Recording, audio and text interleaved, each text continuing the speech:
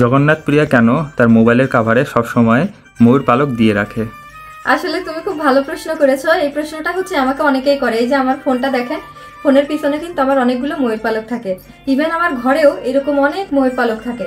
তো এখন এই ময়ূর পালক রাখার কারণ কি, এই বিষয়টা নিয়ে অনেকেই প্রশ্ন করেছে। ইভেন আমার যে কয়টা ফোন সবগুলো ফোনের পিছনেই আছে। তো ময়ূর পালক যখন আপনার সাথে থাকবে বা আপনার সংস্পর্শের সাথে থাকবে, সেটা আপনার ব্যাগের ভিতরে থাকতে পারে বা আপনার পার্সের ভিতরে থাকতে পারে বা আপনার ফোনের কাভারের ভিতরে থাকতে পারে।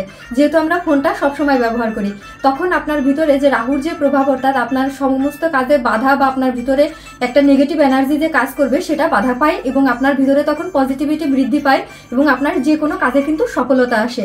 এছাড়া আপনারা যে বেডরুমে ঘুমাবেন, সেই বেডরুমের দক্ষিণ পূর্ব দিকে আপনারা যদি ময়ূরের পাখা রাখেন এবং ভগবানের সিংহাসনে যদি ময়ূরের পাখা রাখেন, তাহলে এই ময়ূরের পাখা একটা পজিটিভ এনার্জি ক্রিয়েট করবে আপনার ঘরের ভিতরে।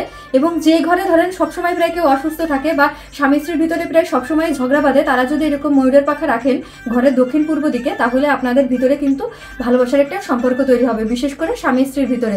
এবং ঘরে যদি আপনার সন্তান থেকে থাকে, তাহলে তার স্কুল ব্যাগের ভিতরে বা আপনার পার্সের ভিতরে বা আপনার ফোন কাভারের ভিতরে পারলে এরকম ময়ূরের পাখা রেখে দিবেন। আমি যেরকম ছোট করে করে রেখেছি, এটা অবশ্য বৃন্দাবন থেকে আনা, আপনারা চাইলে এরকম এতটুকু কেটে রাখতে পারেন। তো অবশ্যই আশা করি উত্তরটা পেয়ে গেছেন, কারণ এই প্রশ্নটা অনেকেই করেছিলেন। আশা করি আপনাদের উত্তর পেয়ে গেছেন। আর ভিডিওটা ভালো লাগলে অবশ্যই শেয়ার করে দিবেন এবং আমাকে জানিয়ে দিবেন। ধন্যবাদ সবাইকে।